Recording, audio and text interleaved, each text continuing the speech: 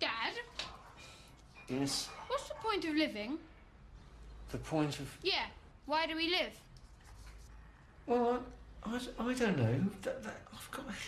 That is an enormous question that has puzzled mankind down through the ages. Okay, just ask him.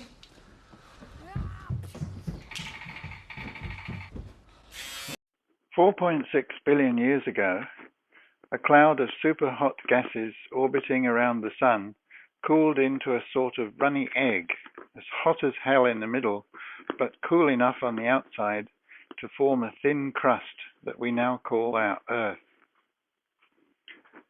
Speeding comets and asteroids smashed into the crust, making big dents in it like the ones in Mexico and Indonesia, bringing with them a very special mineral which melts at 0 degrees centigrade.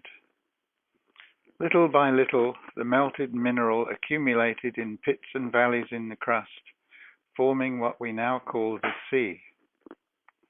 Breaks in the crust at the bottom of the sea allow material from the hot interior of our planet to escape and to interact with the water.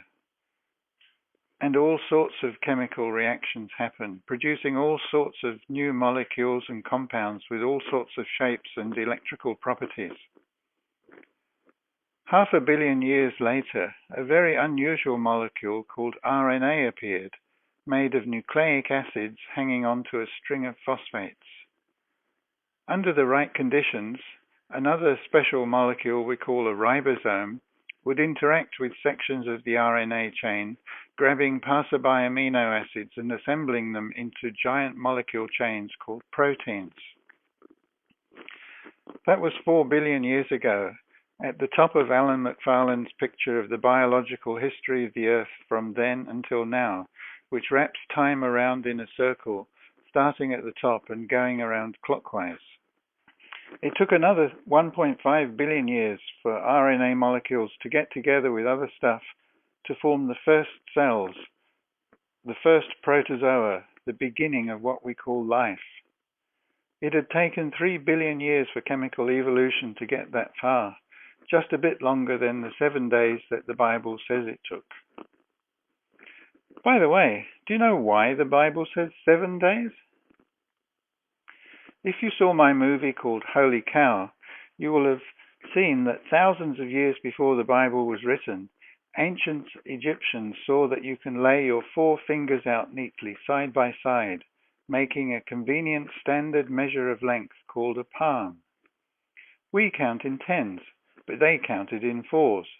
The biggest body in the sky, or rather, what looks like the biggest body, is the moon, which, like earthly women, has a periodic cycle of about 29 days. 29 divided by 4 is about 7, so the Egyptians divided a month into 4 weeks of 7 days, which they could write down in the form of a measuring stick called a cubit, made of 7 palms of 4 finger widths. The authors of the Bible got most of their fantastic ideas from the Egyptians, even though they hated them as much as they hated the Babylonians and Assyrians and Samaritans and anyone else who didn't look like them or spoke a different language. Let's get back to the more mundane and slower developing true story of creation, which, although it's not stranger than fiction, is still remarkable. The earliest protozoa, like all young children, were always hungry, so hungry they would even eat each other. From time to time, some amino acids in the RNA of the one being eaten would escape being digested and instead marry the amino acids in the RNA of the one doing the eating. Because of their particular shapes and electrical properties, each type of nucleic acid in an RNA chain only wants to marry just one other type, one other complementary type. Cytosine always pairs with guanine, and adenine always pairs with thymine. But it took another billion years before entire RNA chains formed stable marriages all along the line, producing diRNA, or DNA for short, together with a host of other apparatus inside the sealed bag of the cell membrane, in such a configuration that when two such bags happened to bump into each other, they joined up in a chemical process that we call fertilization, or sex. Sex was a major development in the history of life, because until then, evolution had proceeded very slowly, just by mutation. But when sex came along, there were all sorts of ways in which two genomes could be combined, and there was a sudden explosion of biodiversity called the Cambrian explosion, because the discovery of this unique moment in the history of life happened when paleontologists were able to date fossils found in Wales using radiocarbon dating, which was invented in 1947. In 1987, perhaps unwisely, the Catholic Church allowed scientists to use radiocarbon dating machines to find out how old the Shroud of Turin was, the cloth in which the Church said the dead body of Jesus Christ had been wrapped. They were a bit nonplussed when the scientists told them it was only 900 years old, which makes it a bit tricky to wrap in it a body that had died 1100 years previously. But no problem. The Church has had over 1500 years' experience of defending the indefensible, and with the help of its press baron mates, it managed to keep the story largely out of the mainstream public eye and blow smoke over the few stories that did leak out, which is why you didn't know about this until I just told you. Well then, if the shroud is a fake, who then is the Christ-like figure on it, complete with holes in his wrists where Jesus is said to have been nailed up on a cross? Prepare yourself for a surprise. The geometry of the features of the man whose imprint is on the shroud is precisely the same as the geometry of the features of the Mona Lisa. The Mona Lisa is a man. It's a feminized version of a man's face, photoshopped onto the bust of the Duchess of Aragon. Both the Shroud and the Mona Lisa are photoshopped pictures made centuries before Adobe Photoshop became the software of choice for pranksters the world over. How is this possible? And when were the photos taken? There weren't any digital cameras 900 years ago, and Kodak didn't even start selling box brownie cameras until 1888. Put on your Hercule Poirot moustaches and get out your Sherlock Holmes magnifying glass and take a closer look at both the Shroud and the Mona Lisa, and a painting allegedly of Salvator Mundi. They are all pictures of the same man. Can you guess which man it is?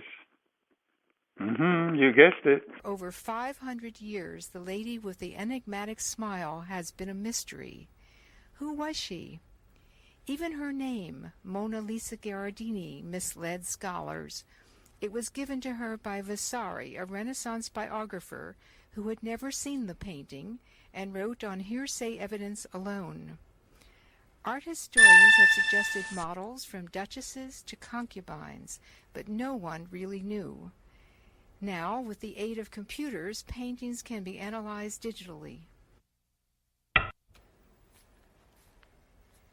After the Mona Lisa and self-portrait were scanned into the computer, they were scaled and bisected. The combined image scrolled down the screen, displaying a startling match between the foreheads, the eyes, the noses, and finally the mouths. Measurements show that the distance between the inner canthi, or the corners of the eyes on one painting, matched the other within 1%. The strong brow or supraorbital ridge on Leonardo is the same as on the Mona Lisa, a physical property that occurs in over 90% of males. The visual evidence appeared strong enough to demonstrate that Leonardo had used himself as the model for the celebrated Mona Lisa. But historical evidence pointed towards the possibility of a female model in the beginning, even though a sketch of Isabella, Duchess of Aragon, drawn by Leonardo in the late 1400s in Milan, with the same composition as his Mona Lisa, exists in the Hyde collection in the Adirondacks. Most scholars ignored this preparatory drawing in favor of dating the origins of the Mona Lisa to the early 1500s. Fortunately, a photograph was taken of the drawing of Isabella before a restorer tried to make her face look like the Mona Lisa. This in itself provides a clue where the restorer recognized that the bodies of Isabella and the Mona Lisa were one and the same, but that the faces did not match. Morphing algorithms and programs demonstrate the changes the restorer made from Isabella to his version, where the head becomes much smaller and features are dramatically changed, yet the bodies remain untouched. And the X-ray of the Mona Lisa. It does not match the face we all know, but instead matches Isabella. Parts of Isabella are lined up with the X-ray to illustrate this correspondence. A section of Isabella's eye shows the brow continuing on the X-ray. No sign of hair on the eyebrow exists on the Mona Lisa. The eyes on the X-ray line up and look more straightforward than the position of the eyes of the Mona Lisa that are towards the corners, as in Leonardo's self-portrait as well. The broader nose in Isabella is apparent, unlike the slim left nostril of the Mona Lisa. Isabella's face is rounder and aligns with the X-ray rather than the more contoured forehead and cheek of Leonardo and the Mona Lisa. The head of the Mona Lisa is more tilted than the head on the X-ray or Isabella. While the X-ray matches Isabella and Leonardo used his own features to complete the Mona Lisa, why did he substitute himself for Isabella as the model? Leonardo's stay in Milan was a highly creative and prolific period. He painted The Last Supper, experimented on his flying machine, sketched and built a clay model for an equestrian statue, and prepared the studies for St. Anne and the Mona Lisa. He also painted musicians, ladies, and duchesses. When Isabella, Duchess of Aragon, agreed to pose, her recent widowhood provoked Leonardo to develop a sfumato technique, a method of shading to achieve a more subtle and natural look for her sad face. Isabella modeled long enough for Leonardo to create the well-known composition, but his increasing debts and the weakening power of the Duke encouraged him to pack up his household. He carefully laid the world's most recognized composition at the bottom of his trunk and left Milan. Leonardo traveled extensively from Mantua, Venice, Rome, and Florence, where Raphael saw the now famous composition and made his own version. Leonardo eventually ended up in France at the invitation of King Francis I. Leonardo died in 1515, the Mona Lisa at his bedside. Schwartz's work shows that the X-ray does not match the Mona Lisa, but matches Isabella, Duchess of Aragon. But what were the actual creative decision-making steps Leonardo made in transforming Isabella into the Mona Lisa? What features of Isabella did he retain? What features of his own did he incorporate into the final version? It is well known that Leonardo could not paint what was not in front of him. His anatomical drawings are superb when he had a model, but are noticeably poor without. Schwartz's hypothesis is that after he copied the composition to a wood panel, he continued working on his new shading technique. But Isabella was in Milan, and the great master needed a model. Leonardo would look into a mirror to check facial proportions. He changed the tilt of the head. The eyes moved to the corners as in his self-portrait. The facial contours changed from Isabella's round face to the more masculine forehead and clearly defined cheekbones. The left nostril took on his own shape and fell into shadow. The left half of the mouth was elongated and turned up, no longer sharply drawn, but subtly shaded and producing the enigmatic smile. The composition of the body remains the same. The bodice takes a different shape and now has a design of wickerwork, or the Italian Vinci, Vincere, a clue to the identity of the final city.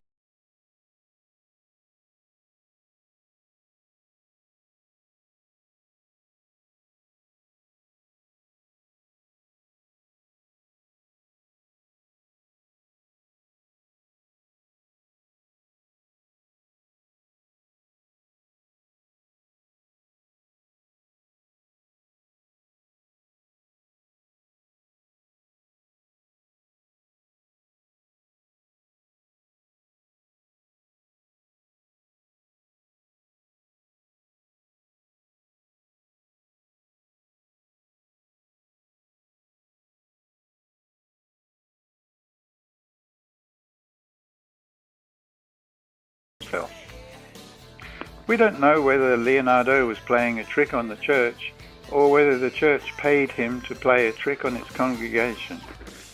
Personally, I suspect it's more likely to be the latter case, because Leonardo was smarter than Galileo and wouldn't risk his life for the sake of telling the truth.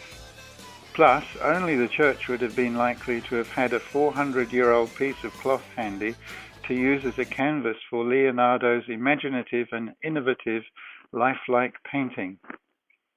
But Leonardo would have put them up to it, as he was a photography geek and polymath, whereas his unofficial patron Cesare Borgia, the general of the papal army, was a pragmatic businessman, single-mindedly focused, like all successful businessmen, on profit, power, and wealth, and wouldn't have had time to indulge in the fripperies and technicalities of the camera obscura, the Aladdin's lamp magic lantern, which was becoming popular in France around 1350 AD.